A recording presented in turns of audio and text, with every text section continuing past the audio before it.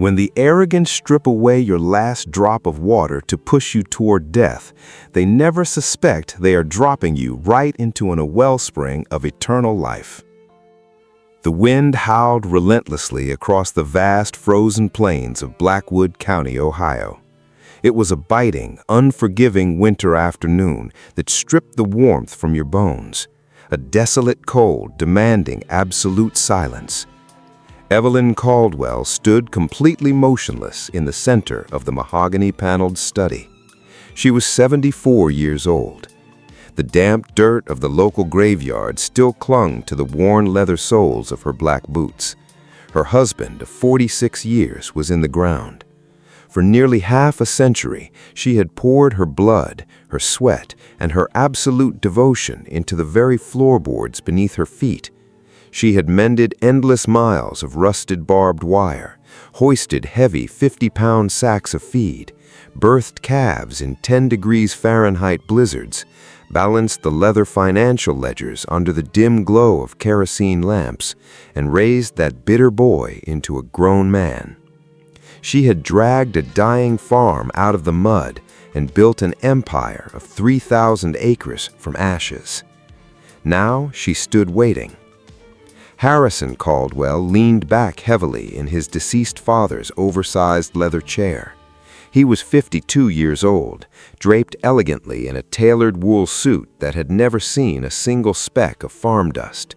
His hands were perfectly manicured, soft, pale, and unblemished. They were the pristine hands of a man who owned everything, yet had built nothing. Evelyn kept her own hands buried deep inside the frayed pockets of her faded black coat. Her fingers were heavily jointed, stiff and permanently scarred from decades of relentless, unyielding physical labor. They were the rugged hands of a stoic woman who intimately knew the heavy weight of a steel sledgehammer and the agonizing pull of a stubborn oak root. Harrison did not offer her a comfortable seat. He did not offer her a glass of warm water. He simply slid a single yellowed piece of heavy parchment across the polished surface of the massive oak desk. "It is a legally binding, older document," Harrison said, smoothly, his voice devoid of any human warmth or grief. Evelyn stepped forward slowly. She looked down at the faded ink on the paper.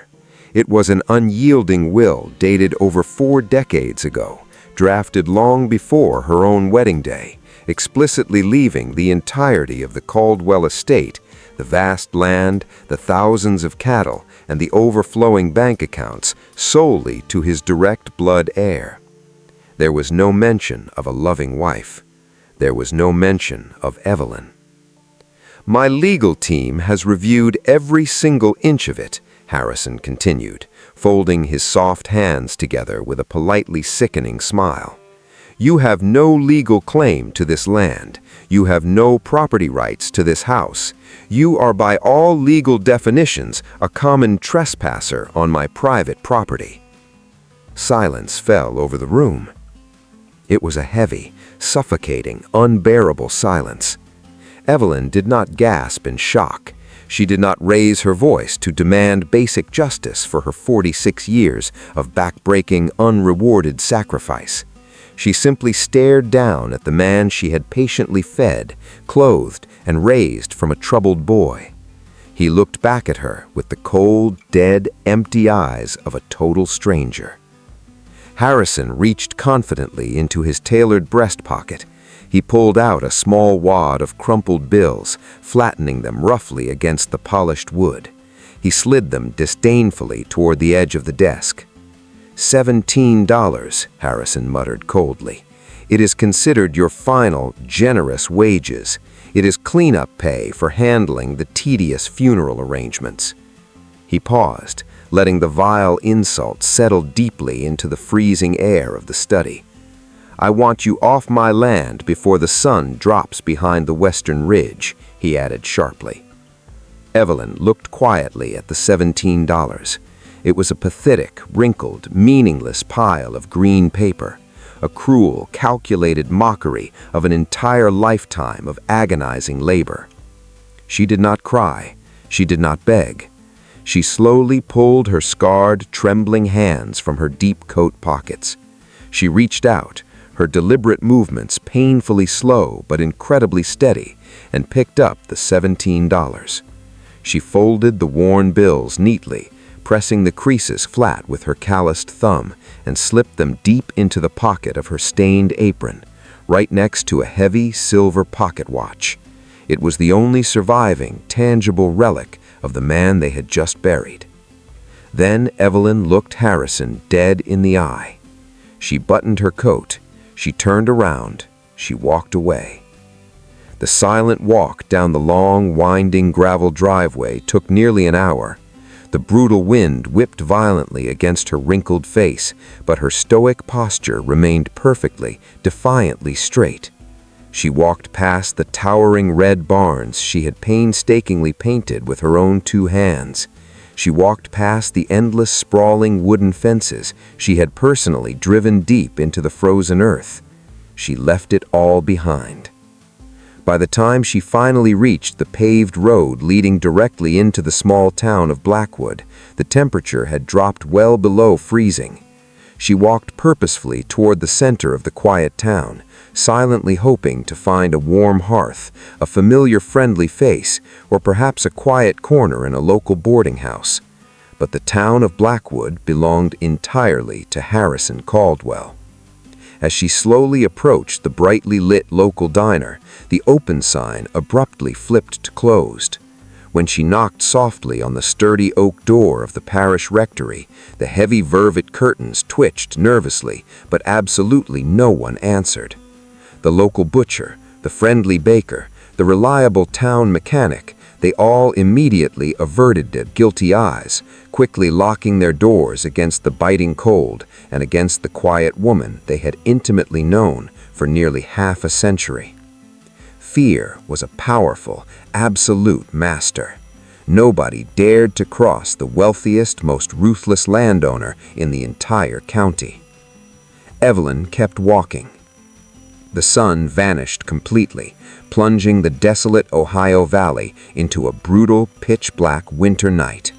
The freezing wind howled with a cutting intensity, constantly threatening to push her off the icy shoulder of the lonely road.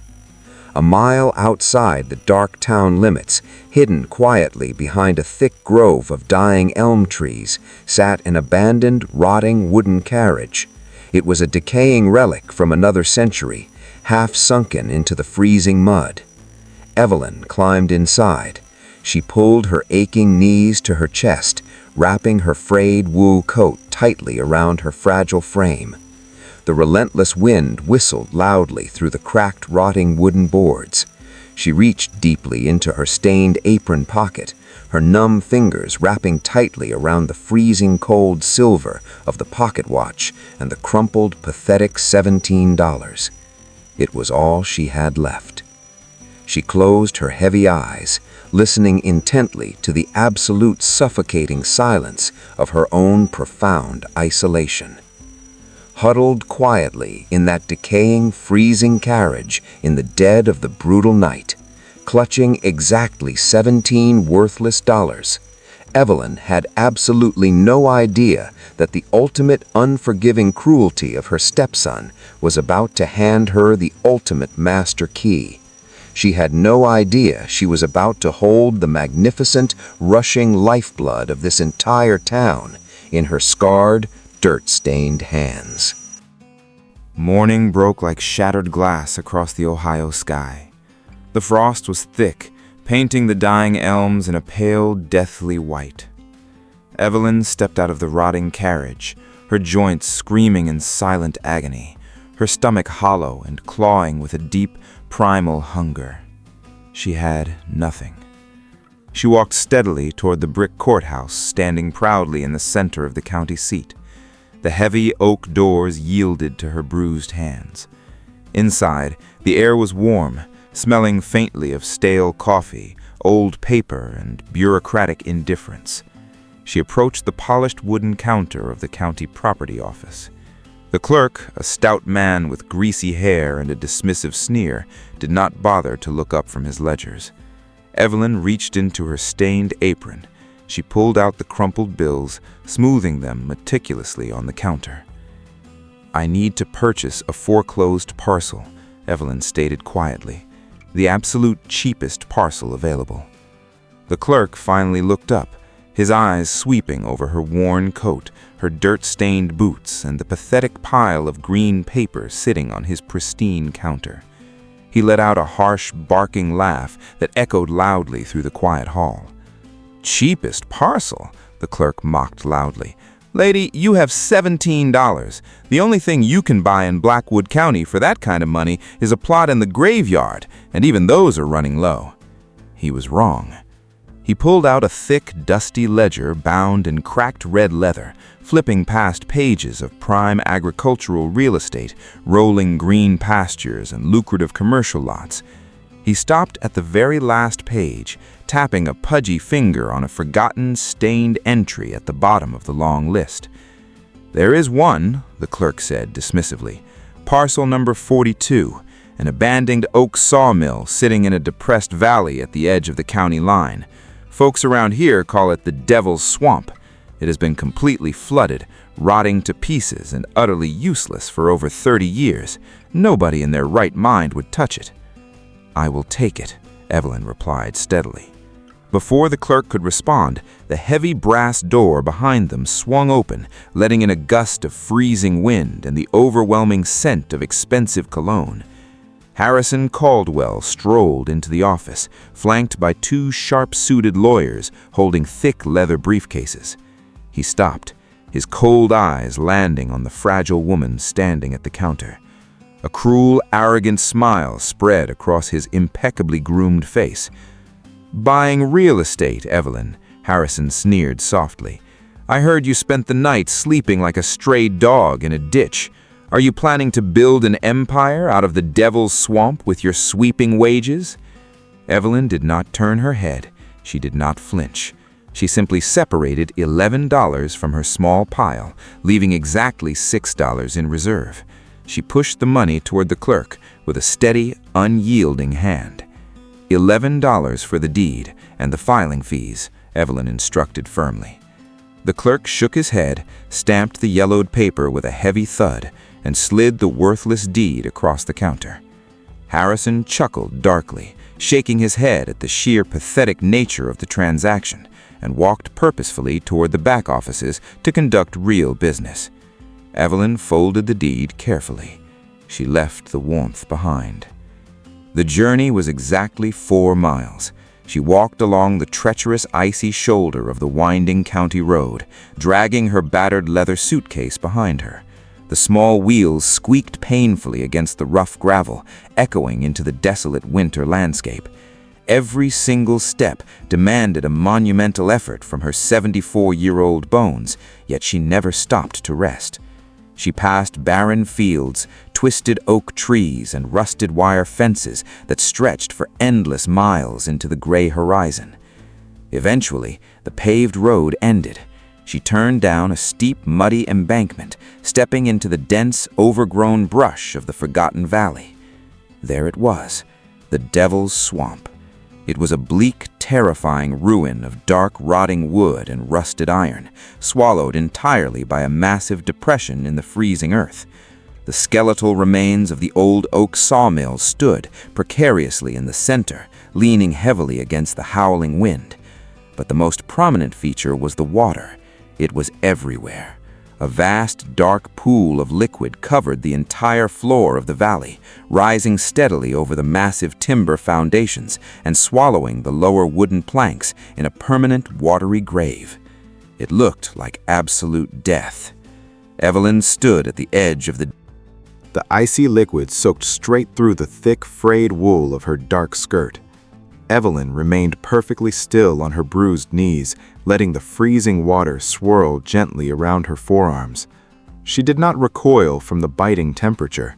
She did not curse the bitter, punishing wind howling through the shattered wooden beams above her head. She simply closed her eyes and breathed in the cold air. Nature always spoke to those who had the patience to listen.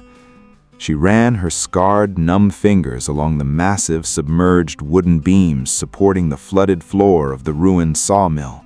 The outermost layer was soft, peeling away in slimy, moss-covered strips, ruined by decades of total neglect and constant moisture. But beneath that rotting, superficial skin, her hands found something entirely different. It was solid, unyielding white oak. The foundational timbers, each one measuring nearly 3 feet thick and spanning over 20 yards across the muddy basin, were incredibly intact. They were the impenetrable, eternal bones of an industrial giant that utterly refused to die. The skeleton was strong, but it was the dark water itself that captured her absolute, undivided attention. The entire town of Blackwood firmly believed this isolated valley was a festering, stagnant rainwater swamp, a breeding ground for foul diseases, useless mud, and rotting vegetation. Evelyn scooped a handful of the liquid, bringing it slowly toward her weathered, stoic face. It had no odor. Stagnant swamp water reeked of pungent sulfur, decomposing autumn leaves, and suffocating green algae. Stagnant water sat heavy, thick, and utterly lifeless against the earth. This water was entirely different. As it slipped rapidly through the wide gaps between her calloused fingers, it felt impossibly light, crisp, and charged with a fierce kinetic energy. She dipped her hand deeper, pushing past the floating layer of dead brown leaves and brittle twigs. The temperature was the ultimate glaring betrayal of the swamp myth. Rainwater trapped in a shallow, muddy depression would have warmed in the autumn sun and frozen solid with the erratic, brutal shifts of the Ohio winter. This water did not fluctuate. It maintained a steady, piercing, relentless cold against her skin. It was exactly 50 degrees Fahrenheit. It was moving. Evelyn opened her eyes, her sharp gaze cutting directly through the gloomy, overcast light of the abandoned valley. She watched the surface of the dark pool with absolute, unwavering focus. There was a distinct, subtle ripple, a continuous rhythmic displacement of the water radiating outward from the deepest, darkest corner of the ruined mill. It was a gentle, relentless pulsing that pushed against the ancient oak boards. Her agricultural instincts, honed by nearly half a century of battling the unpredictable, violent elements of the American Midwest, pieced the silent clues together perfectly. This was absolutely no swamp. It was not a pathetic puddle of trapped, dying rainwater waiting to slowly evaporate into the atmosphere. It was an artesian spring. A massive, pressurized vein of pure geological life was violently forcing its way upward through thick layers of dense bedrock, cracked limestone, and heavy clay from hundreds of feet beneath the frozen surface of the earth.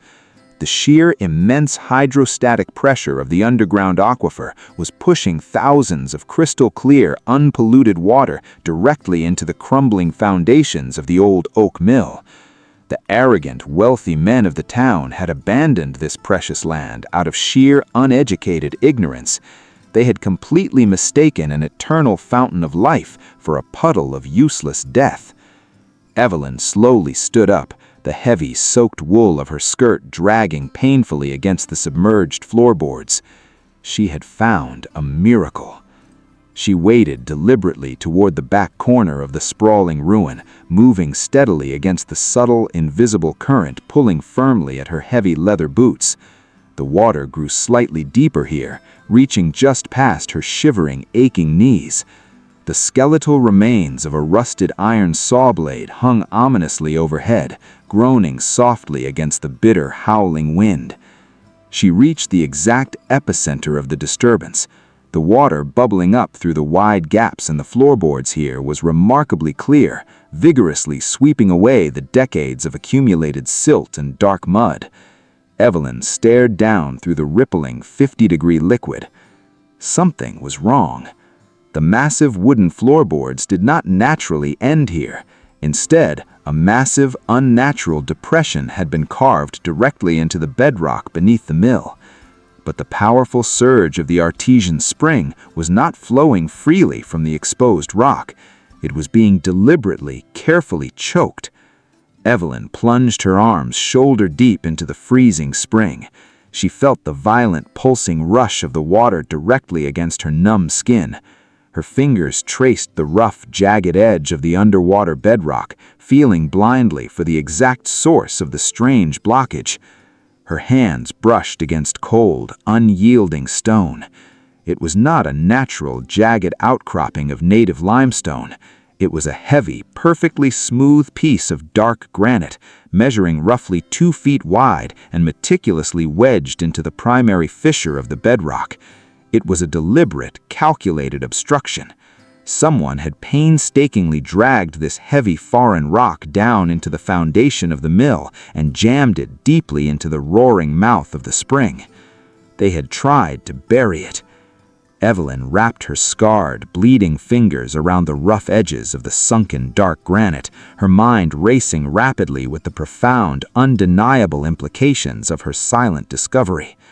The sheer physical effort required to sink this heavy stone meant someone knew exactly what this water was, and they had gone to tremendous, desperate lengths to hide it from the greedy eyes of the rest of the world. Evelyn leaned closer, peering intently through the rushing, freezing water, and beneath the very edge of the heavy, unnatural stone, tucked safely into a hollow crevice away from the violent current, her trembling fingers brushed against the distinct, sharp edge of cold metal. The morning frost clung to the dead, twisted oak branches surrounding the deep valley. Evelyn Caldwell did not wait for the pale winter sun to warm the freezing Ohio earth.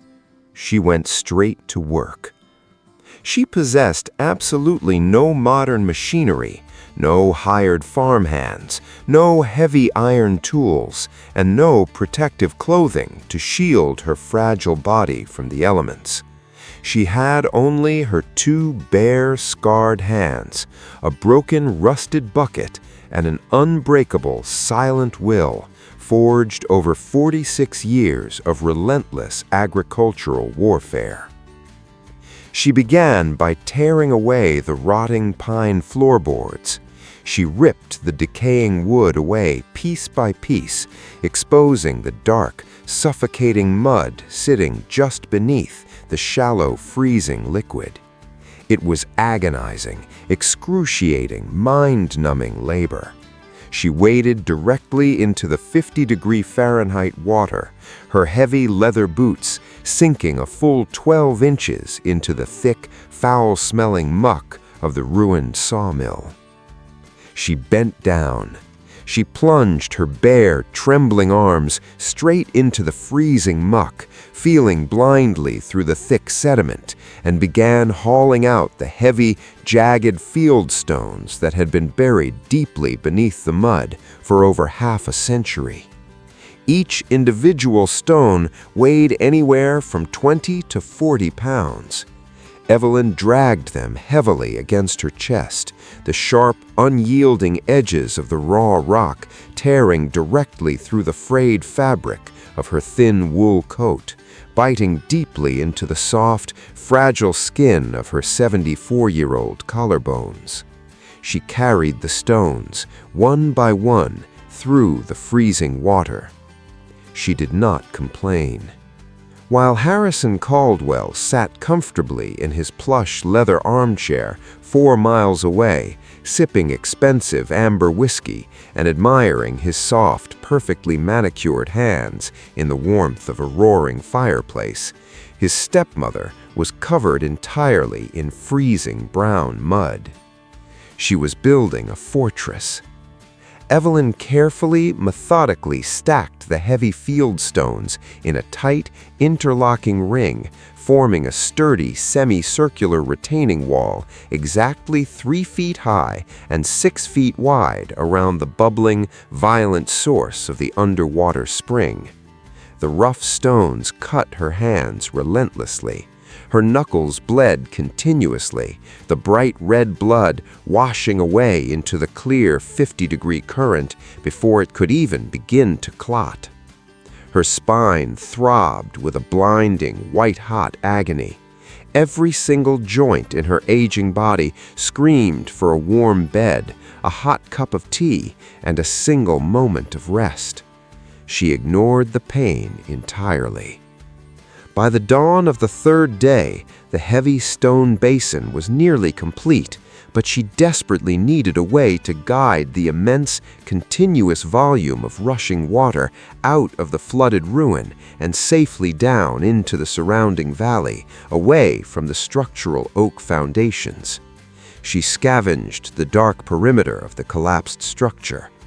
Her sharp, experienced eyes scanned the twisted wreckage of the collapsed roof, searching meticulously through the piles of ruined pine and shattered iron.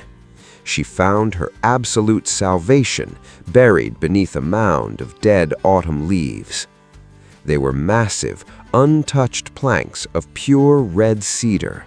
Unlike the soft pine that had completely disintegrated into the swampy water over the past 30 years, the dense cedar remained perfectly intact, utterly impervious to the relentless moisture and the microscopic rotting fungi of the valley. Each cedar plank was over 10 feet long, 2 inches thick, and weighed at least 60 pounds. Evelyn dragged them heavily through the thick mud. She possessed only a rusted, blunt iron crowbar she had found half buried near the abandoned carriage on her first night. She used it to pry the long, heavy cedar boards apart, her muscles trembling violently under the extreme, punishing strain of the thick wood. She aligned the heavy planks carefully. She rested them against the rough edge of her newly built fieldstone wall, creating a solid, slanted trough to gracefully direct the freezing water away from the flooded floor. But without nails or screws, the heavy water pressure threatened to wash the cedar boards away completely. She needed iron. On the freezing morning of the 5th day, the sharp, distinct crunch of heavy work boots on frosted gravel broke the absolute suffocating silence of the lonely valley. Evelyn did not stop pulling a heavy cedar plank into place. She simply shifted her tired, sunken eyes toward the steep, muddy embankment leading down into the Devil's Swamp. A towering, broad-shouldered man stood quietly at the edge of the dark water. He watched her with quiet, deep intensity. It was Silas. He was the local town blacksmith, a colossal, quiet, 70-year-old man with a thick gray beard and massive hands as tough as the heavy steel anvils he struck every single day. Silas knew the wealthy Caldwell family intimately well. He knew the immense, staggering cruelty of Harrison Caldwell, and he knew the quiet, undeniable dignity of the fragile woman currently standing knee-deep in freezing water. He did not offer hollow, useless pity. He did not ask foolish, insulting questions about her well-being. Silas walked heavily down the steep embankment, carrying 2 massive iron shovels with long hickory handles, a heavy canvas bag filled to the brim with 3-inch steel screws, and a perfectly balanced steel framing hammer. He waded directly into the freezing water. He completely ignored the bitter, biting cold seeping immediately through his thick denim trousers and heavy leather work boots. "That rusted crowbar is going to snap cleanly in half before noon," Silas rumbled softly, his deep, gravelly voice carrying a gentle, profound respect for the exhausted woman. He dropped the heavy canvas bag onto a dry, exposed oak beam. "Let me help you secure that cedar trough," he offered quietly. Evelyn stopped working. She looked up at the towering old blacksmith. She saw the genuine, unselfish warmth radiating from his tired, crinkled eyes, a stark, beautiful, heartbreaking contrast to the absolute greed of the town she had just left behind. She gave him a single, slow nod. They worked together in absolute, harmonious silence. Silas drove the thick steel screws deeply into the hard, unyielding cedar planks, his powerful, practiced strikes echoing loudly across the empty, freezing valley. Evelyn packed the heavy mud and small, smooth river stones tightly against the wooden seams, sealing the makeshift aqueduct with meticulous, precise care. For the first time in weeks, she felt the comforting, silent solidarity of genuine human labor. They did not speak of the betrayal. They did not speak of Harrison. They simply focused entirely on the wood, the iron, and the freezing water. By late afternoon, the cedar trough was fully assembled. It was a beautiful, rugged piece of functional engineering, ready to safely carry the magnificent flow of the underground spring. But the massive, unnatural granite boulder still firmly choked the primary vein deep beneath the freezing surface of the pool. "We need to pry that stone loose to line the bottom of the basin," Evelyn stated firmly, pointing her bruised, trembling finger directly toward the rushing epicenter of the dark water. Silas nodded slowly. He assessed the dangerous, fully submerged obstacle. The boulder was easily over 200 pounds of solid, unforgiving rock, wedged perfectly into the natural limestone fissure. He waded directly into the absolute center of the deep basin. The freezing 50-degree water rose dangerously close to his thick waist, soaking his shirt and chilling his heavy chest. Evelyn moved quickly to the opposite side, her thin clothes completely ruined by the relentless mud. Silas jammed the sharp, curved edge of his heavy iron shovel deep into the narrow, dark crevice beneath the smooth granite rock, using the solid oak floorboards as a powerful, unyielding fulcrum. "On 3, Silas instructed calmly. Evelyn wrapped her bleeding, frozen fingers tightly around the thick hickory handle, placing her small hands directly alongside his massive, calloused grip. 1, 2, 3, he grunted heavily. They pulled with absolutely everything they had. The sheer, immense physical exertion demanded every last ounce of remaining strength from their aging, battered bodies. The heavy iron shovel bent slightly, groaning under the extreme, agonizing pressure of the lever. The cold water rushed violently around their waists, pushing fiercely against the massive obstruction.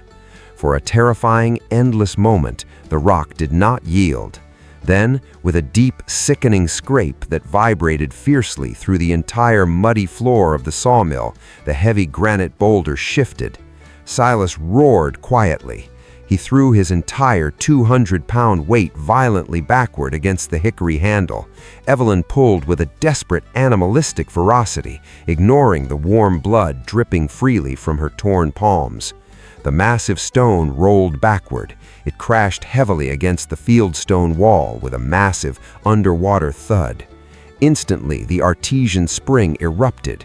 A magnificent, incredibly powerful geyser of crystal-clear, 50-degree water shot forcefully upward, breaking the dark surface in a violent, beautiful surge of pure geological life. The water rushed brilliantly into the new cedar trough, sweeping away the last lingering remnants of the dead, rotting swamp in a matter of seconds.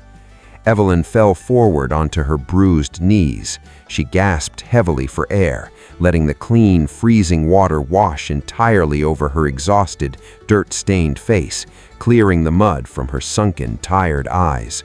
But as the violent current rapidly cleared the deep, dark cavity where the heavy rock had rested undisturbed for decades, something caught the dim, fading afternoon light. It was a rectangular object. It was wedged tightly into the bottom of the newly exposed limestone bedrock. Silas reached down, his massive muscular arm disappearing entirely into the roaring, freezing current. He grasped the strange object, pulling it slowly and deliberately upward against the powerful, relentless suction of the rushing spring. He lifted it completely out of the water. He rested it gently on the dry oak planks directly beside Evelyn. It was a heavy, dull zinc box. The metal was heavily oxidized, stained completely yellow and pale green from decades of total submersion, but its structural integrity was remarkably intact. The edges of the small 10-inch chest were completely meticulously sealed with incredibly thick layers of hardened beeswax, ensuring absolute waterproof perfection. Whoever had buried this under the suffocating weight of the granite boulder wanted it to survive the relentless, destructive passage of time. Evelyn reached slowly into her stained apron pocket. She pulled out a small, worn pocket knife. Her frail hands trembled violently, not from the biting, freezing cold of the winter air, but from the sudden, terrifying, electrifying weight of destiny pressing heavily down on her fragile shoulders. She wedged the thin steel blade carefully under the heavy zinc lid. She sliced cleanly through the thick, yellowed beeswax seal, the dry wax crumbling silently beneath her deliberate, steady pressure. Silas watched her in absolute, breathless silence. The heavy zinc lid popped open with a sharp, distinct metallic hiss. Evelyn leaned forward slowly, peering deeply into the dry, perfectly preserved interior of the ancient metal box. There were absolutely no glittering gold coins inside. There were no heavy silver bars, nor thick stacks of old paper currency. Instead, sitting quietly in the absolute darkness of the chest, she found a thick, heavy stack of folded sheepskin parchment. And as she unfolded the brittle, yellowed documents, scanning the elegant, beautifully faded calligraphy ink, she realized with absolute clarity that she was holding a legal power so strong to completely violently choke the life out of any arrogant man who had ever dared to cast her aside.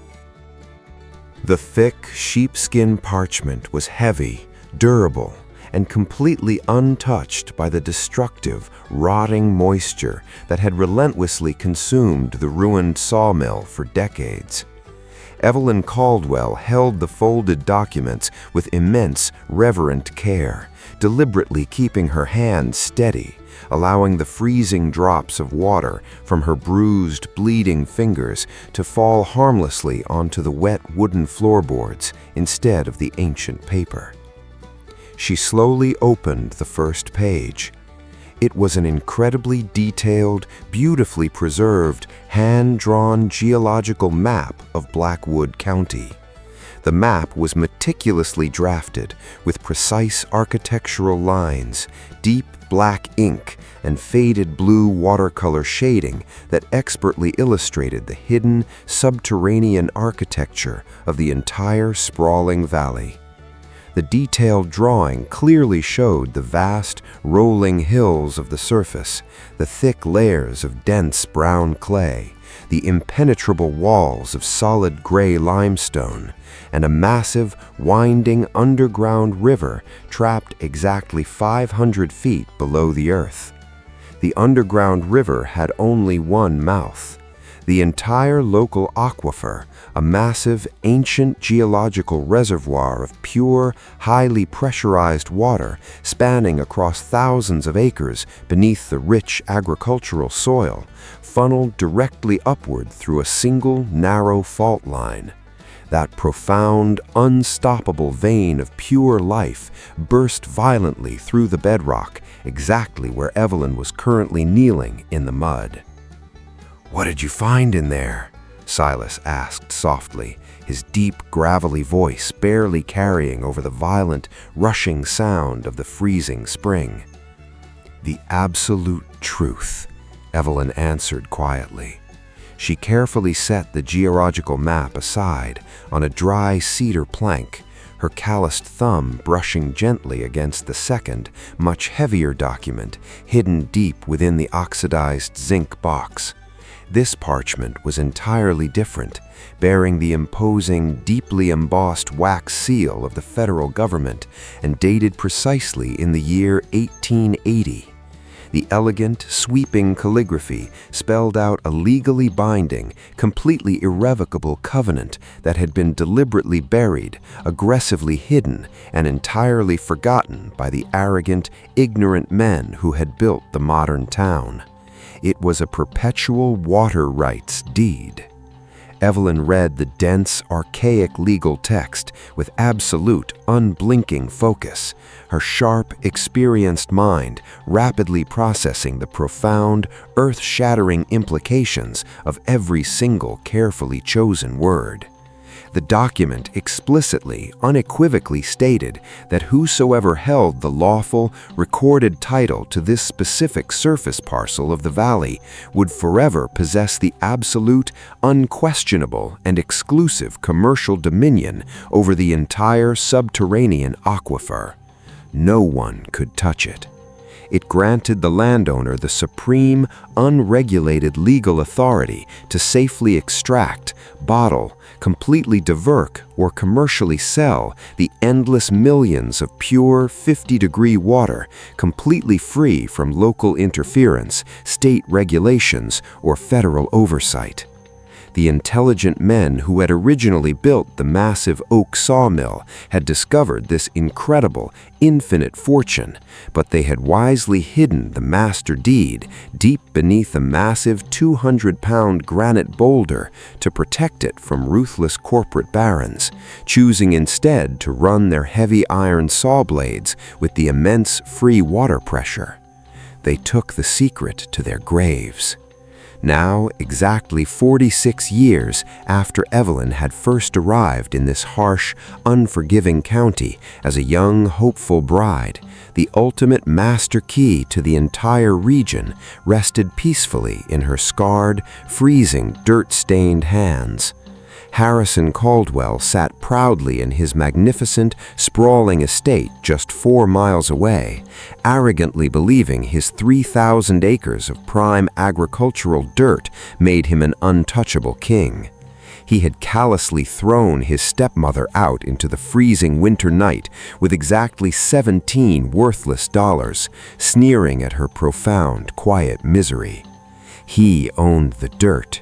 She owned the lifeblood. By successfully purchasing the ruined, completely discarded swamp for a pathetic $11 at the county courthouse, Evelyn had not merely bought a broken, rotting wooden shelter to hide her fragile, 74-year-old body from the bitter winter wind.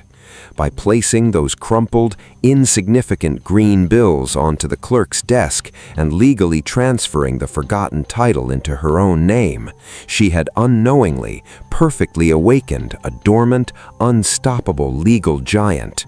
She had legally activated supreme power.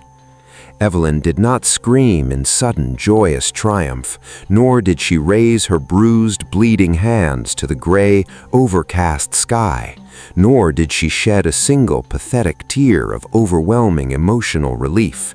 She remained absolutely, perfectly still, letting the profound weight of her silent victory wash completely over her tired, aching soul, while the clear, freezing water rushed powerfully through the new cedar trough she had built with her own relentless physical labor.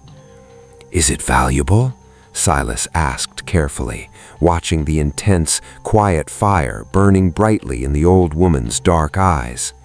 "It is a weapon," Evelyn stated calmly. She carefully folded the heavy sheepskin parchment, perfectly aligning the ancient yellowed creases, and gently placed the precious documents back into the dry, protective darkness of the zinc box.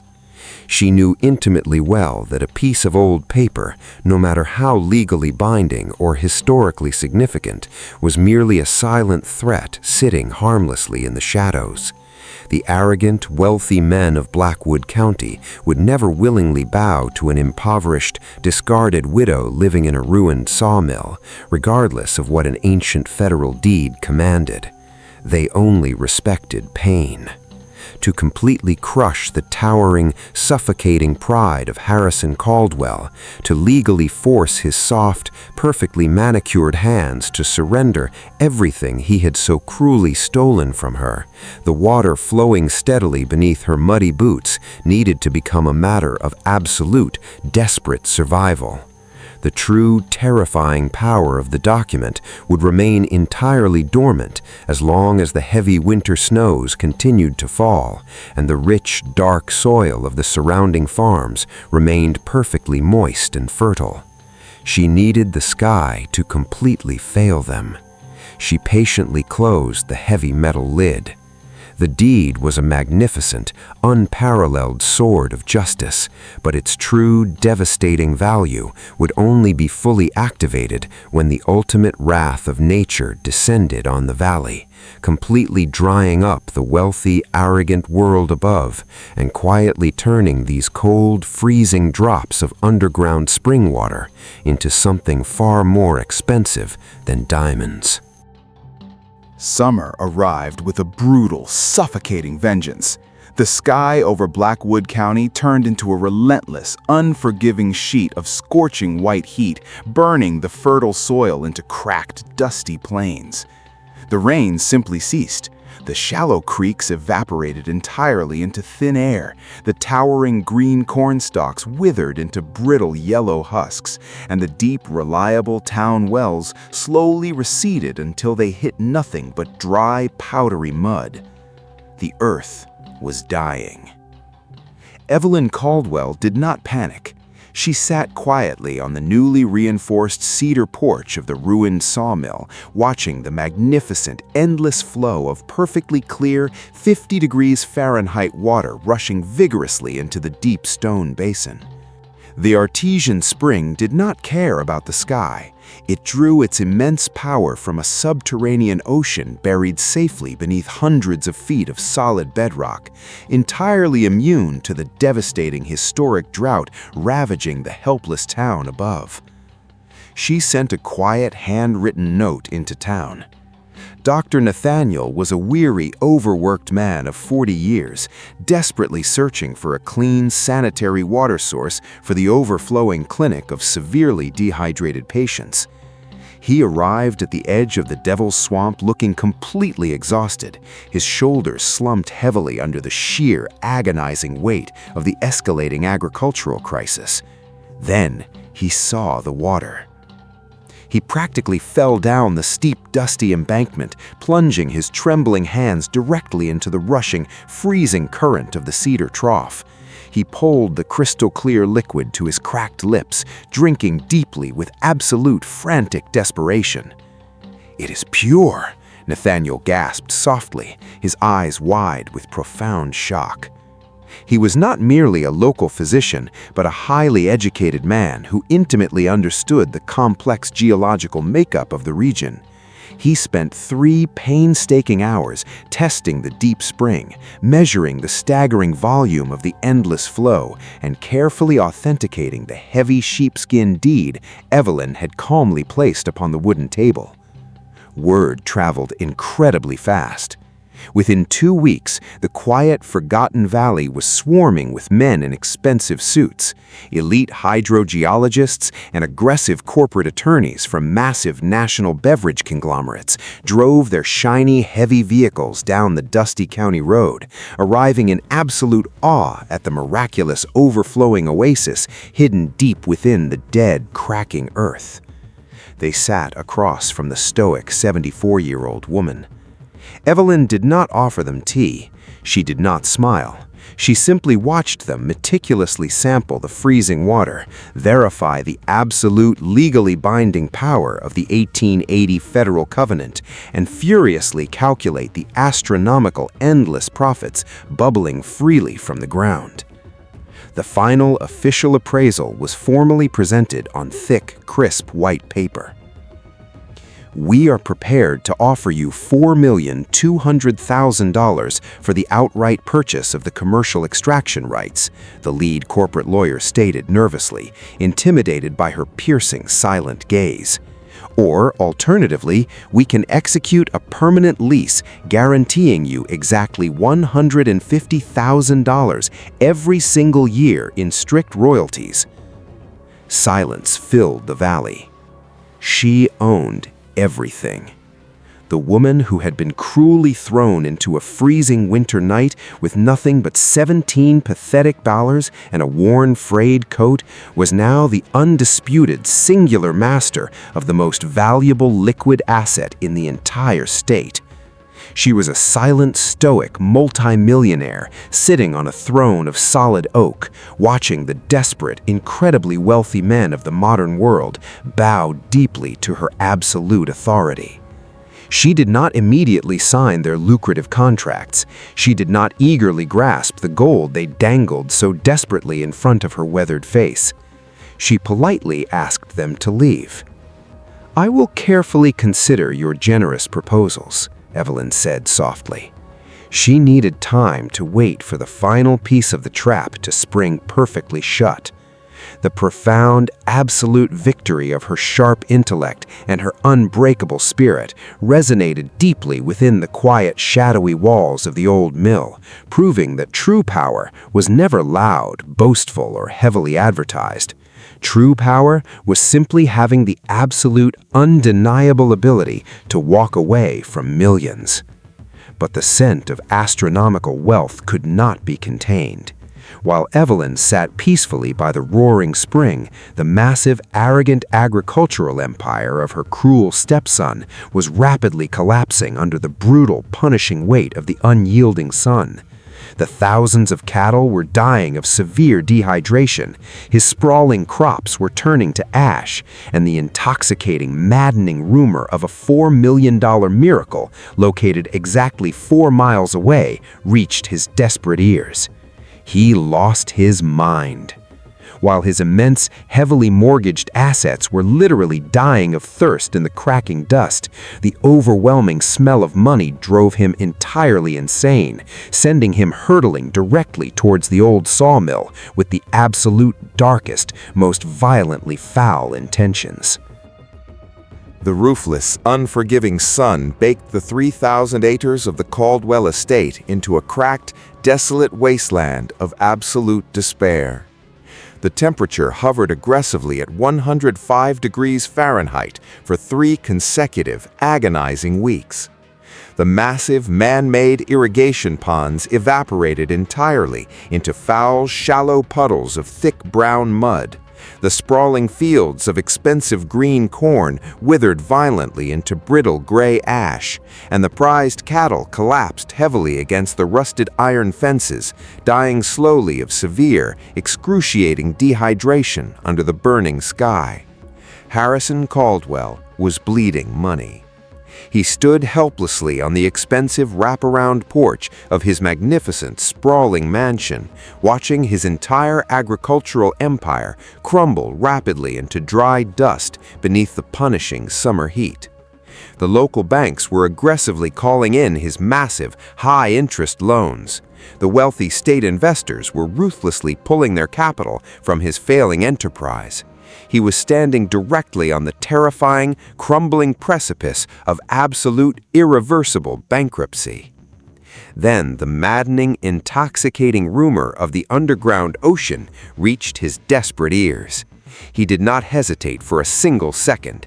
He aggressively ordered his entire team of sweating, panicked attorneys into his massive air-conditioned vehicle, tearing recklessly down the desolate 4-mile stretch of dirt road toward the forgotten boundaries of the Devil's Swamp. He arrived in a massive, choking cloud of thick yellow dust that coated the dying, twisted oak trees. Harrison stepped out. He marched aggressively down the steep embankment, his expensive polished leather shoes instantly coated in the dry, powdery dirt of the abandoned valley.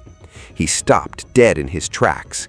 His arrogant, bloodshot eyes widened in absolute paralyzing disbelief as he witnessed the magnificent, endless torrent of crystal-clear, 50-degree water violently rushing out of the new cedar trough, completely defying the apocalyptic drought, destroying the rest of the county.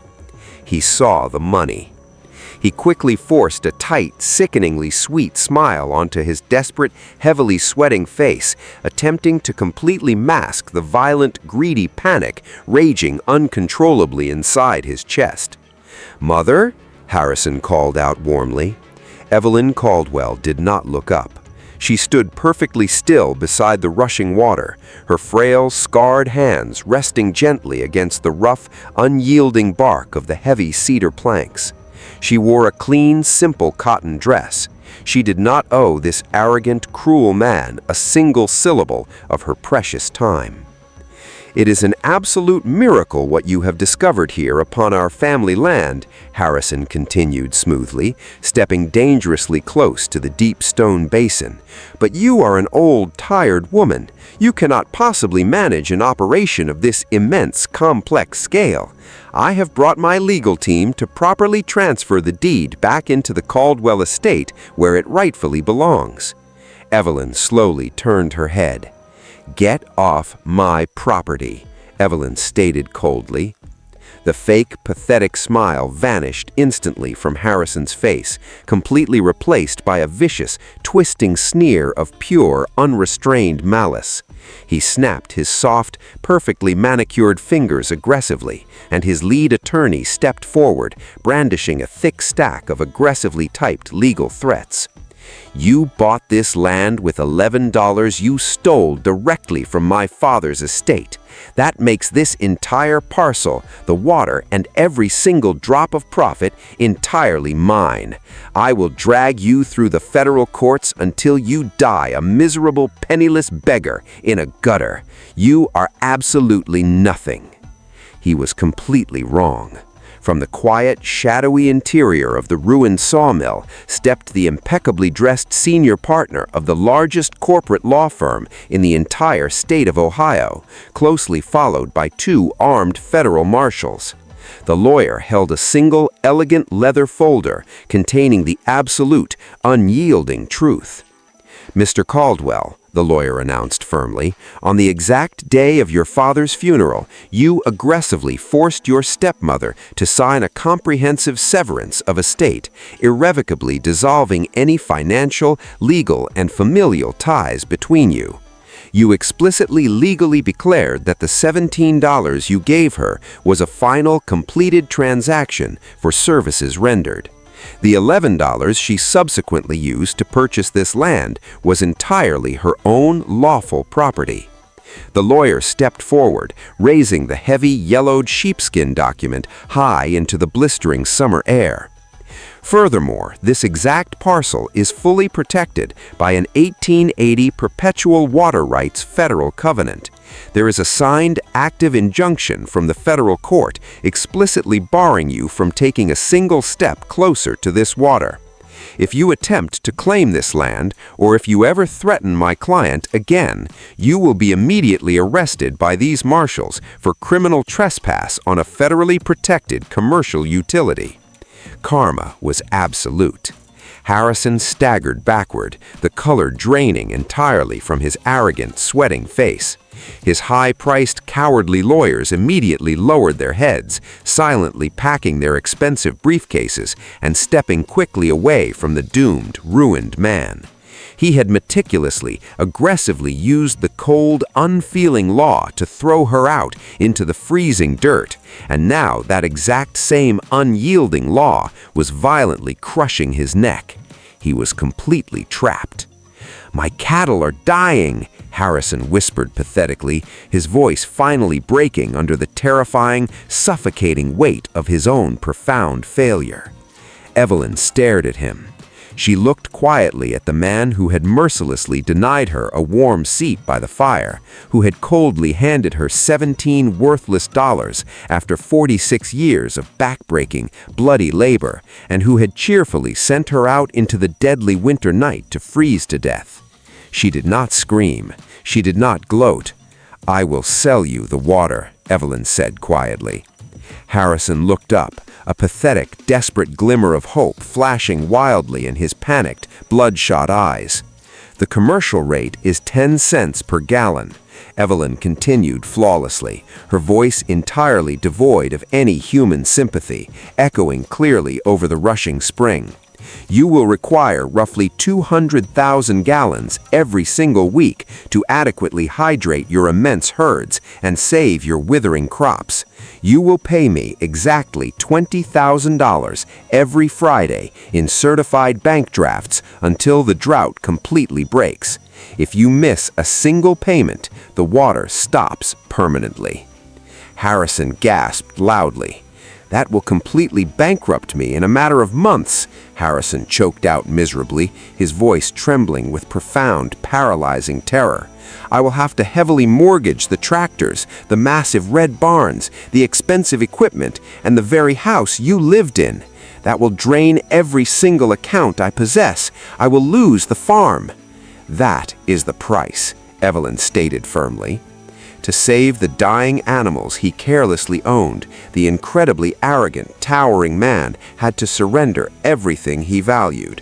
With trembling, pale hands, Harrison Caldwell slowly dropped heavily to his knees in the dry, powdery dirt.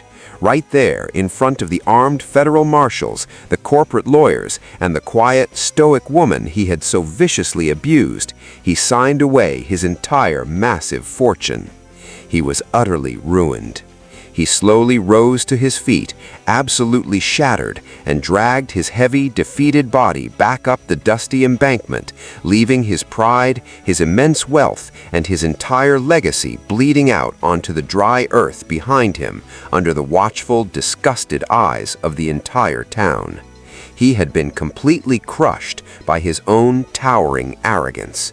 And as the pathetic, broken man vanished quietly into the blinding summer heat, Evelyn Caldwell turned calmly back to the freezing, eternal spring, ready to use her staggering new fortune to fulfill one final, magnificent purpose. The crushing summer drought eventually broke, but the profound shift in power within Blackwood County remained entirely permanent. Evelyn Caldwell was now exactly 75 years old. She possessed an astonishing liquid fortune of $4,200,000. She did not purchase a massive, sprawling brick mansion on the high western ridge. She did not buy expensive tailored silk dresses, nor did she hire a fleet of soft-handed servants to cater to her every passing whim. She politely, firmly rejected the aggressive corporate offers to completely privatize the underground aquifer. She chose a different path. She used her immense wealth to meticulously, beautifully rebuild the ruined oak sawmill. She transformed the dark, rotting swamp into a breathtaking, thriving ecological farm, planting endless rows of deep-rooted native grasses and thick, towering cedar saplings that completely stabilized the entire muddy valley. But her greatest, most magnificent triumph was built directly at the edge of the newly paved county road, completely accessible to the weary public. It was the Caldwell Free Water Station. It was a beautiful, sturdy structure constructed entirely of solid white oak and heavy iron, featuring 10 massive, gleaming steel spigots connected directly to the powerful 50-degree Fahrenheit artesian spring. While the incredibly wealthy, arrogant men of the world paid exorbitant commercial rates to save their failing, dusty empires, the poor, struggling farmers of the region brought their rusted steel buckets and hollow glass jugs to her pristine valley. They drank for free. A warm, peaceful autumn sunset slowly descended over the vibrant, living valley, painting the vast Ohio sky in magnificent, brilliant shades of deep orange and soft violet. Evelyn sat quietly in a sturdy, handmade wooden rocking chair on the sweeping cedar porch of her restored home. She held a simple, clear glass of freezing, pure mineral water in her scarred, calloused hands. She took a slow, deliberate sip. The cool, clean water washed away the heavy, lingering ghosts of 46 years of unrewarded, agonizing sacrifice. Down by the paved road just a few hundred yards away, the gentle, rhythmic sound of the rushing water mingled perfectly with the bright, joyful laughter of the local townspeople carefully filling their heavy containers. They were no longer afraid of the Caldwell legacy. They were deeply, profoundly grateful for the quiet, stoic woman who had single-handedly saved their fragile, hard-working community from absolute ruin. Evelyn smiled softly into the fading golden light. She was finally completely free. She was as timeless, deep, and brilliantly untamable as the magnificent subterranean river roaring continuously beneath her heavy boots. From 17 pathetic dollars and the absolute ultimate cruelty of a ruthless blood relative, this quiet, unassuming woman had definitively proven one profound, eternal truth. The wicked may arrogantly strip away every single thing you possess on the dry surface to purposefully push you into the jaws of a miserable death, but they will never truly comprehend that your silent, unyielding endurance will always guide you directly toward the greatest, most powerful underground springs.